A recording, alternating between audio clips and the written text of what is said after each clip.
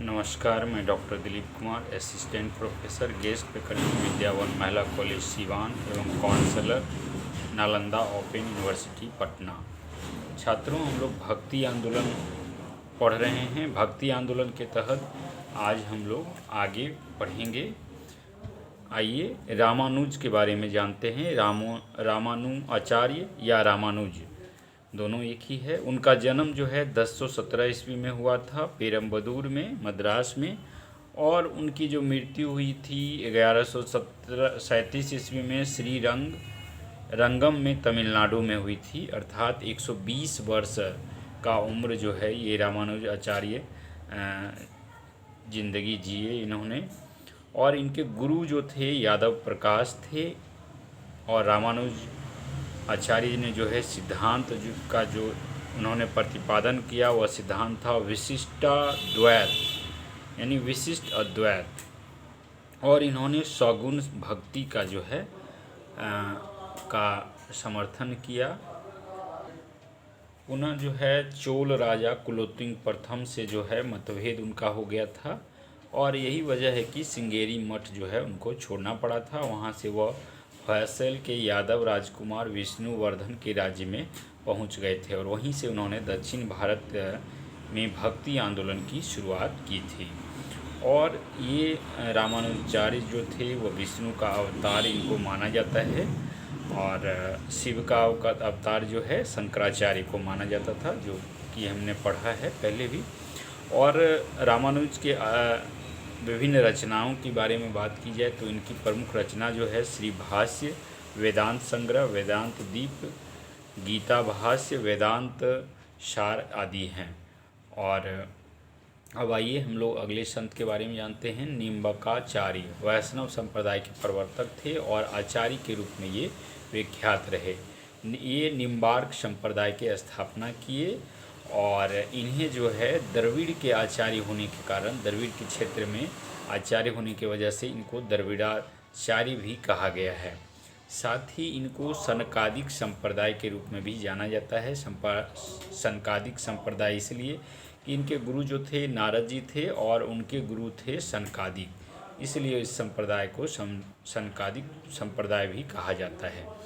इन्होंने मत जो रामानुज आचार्य ने जो मत प्रतिपादित किया वह था द्वैतवाद, यानी द्वैत और अद्वैतवाद, अर्थात दोनों को इन्होंने शामिल किया। और बताया कि जो है ईश्वर पाने का एक ही रास्ता है और आपस में जो है लड़ना झगड़ना ठीक नहीं है। इसने द्वैतवाद एवं अद्वैतवाद दोनों को शामिल कर लिया। और ये सूर्य का अवतार इनको माना जाता है और सुदर्शन चक्र का भी अवतार इनको माना जाता है। इनका कार्यक्षेत्र जो था वह मथुरा था।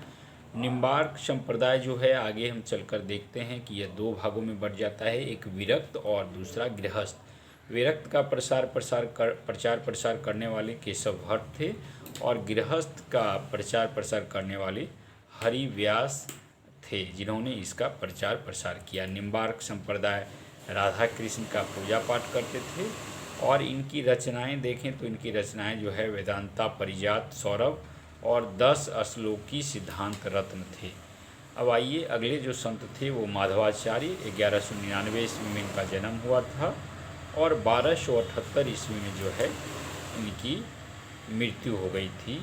माधवाचार्य ये शंकराचार्य के अद्वैतवाद और रामानुजाचार्य के विशिष्टाद्वैतवाद दोनों का ये खंडन करते हैं और केवल ये द्वैतवाद का समर्थन करते हैं। और इन्होंने ब्रह्म संप्रदाय की स्थापना की थी माधवाचार्य ने। और इन्होंने वेदांत के निर्गुण ब्रह्म के स्थान पर जो है विष्णु की प्रतिष्ठा स्थापित की। और ये लक्ष्मी नारायण के उपासक थे। इनके शिष्य की बात की जाए तो जयतीर्थ इनके शिष्य थे। और माधवाचार्य के जो बताए गए उपदेश थे उनको एक सूत्र भाष्य में संकलित कर जो है जयतीर्थ ने सूत्र भाष्य में संकलित किया था। और अब आइए हम लोग देखते हैं रामानंद के बारे में। रामानंद का जन्म जो है 1299 ईस्वी में इलाहाबाद, और इनका कार्यक्षेत्र जो था वह वाराणसी था। रामानंद उत्तरी भारत के पहले महान भक्ति संत थे। ये रामानुजाचार्य के शिष्य थे। ये रामानंद जो थे वो रामानुजाचार्य के शिष्य थे, और इसने भक्ति आंदोलन को दक्षिण भारत से उत्तर भारत की ओर लाया। तो ये रामानंद जी जो थे वो भक्ति आंदोलन को जो है दक्षिण भारत से उत्तर भारत की ओर लाए थे, और ये विष्णु आराधना को राम आराधना में परिवर्तित किया था। यानी पूर्व में जो विष्णु आराधना की जा रही थी, अब राम आराधना को इन्होंने प्रश्रय दिया, और इन्होंने ईश्वर की आराधना का द्वार महिलाओं के लिए भी खोल दिया। यानी महिलाओं को भी इन्होंने इजाज़त दी, और महिलाओं को अपना ये शिष्य ही नहीं बनाया बल्कि आश्रम में भी इन्होंने महिलाओं को रखा। संस्कृत की बजाय हिंदी में अपने मत का प्रचार प्रसार किया और सफल भी हुए। यानी कि पूर्व में संस्कृत का ज़्यादा जो है के माध्यम से मत का प्रचार प्रसार किया जा रहा था, लेकिन हम यहाँ पर देखते हैं कि हिंदी में जो है मत का प्रचार प्रसार किया जाना शुरू किया, और इसमें सफल भी हुए। ये रामानंद जो है, रामानंद का कहना था, जाति पाति पूछे न कोई, हरि को भजे से हरि को होई। यानी इनका कहना था कि जात पाति से मतलब नहीं है, हरि की जो भी आराधना करेंगे वो हरि उन्हें मिलेगा। इन्होंने जाति प्रथा में अंधविश्वासों तथा आडंबरों का विरोध किया तथा सभी जातियों के व्यक्तियों को अपना शिष्य बनाया, और 12 इनके शिष्य थे। इसमें देखें तो कुछ ऐसे जो इनके शिष्य दिख रहे हैं जो कि विभिन्न जो है छोटे छोटे जातों या विभिन्न जाति के हैं, अलग अलग जाति से हैं। जैसे संत रैदास ये हरिजन थे, कबीर जुलाहे थे, धन्ना जाट थे, सेन नाई, सजना कसाई और पीपा राजपूत थे। तो इस प्रकार से हम देखते हैं कि इनके शिष्य जो थे विभिन्न जातियों का था, और इन्होंने जाति प्रथा का जो है के अंधविश्वास और आडंबर का जो है इन्होंने घोर। इनकी मृत्यु के बाद जो है इनके समर्थक 2 भागों में बट गए। एक रूढ़िवादी वर्ग जिसके तुलसीदास समर्थक थे, और सुधारवादी वर्ग जिसमें कबीरदास थे। और अब अगली कक्षा में हम लोग कबीरदास के बारे में पढ़ेंगे।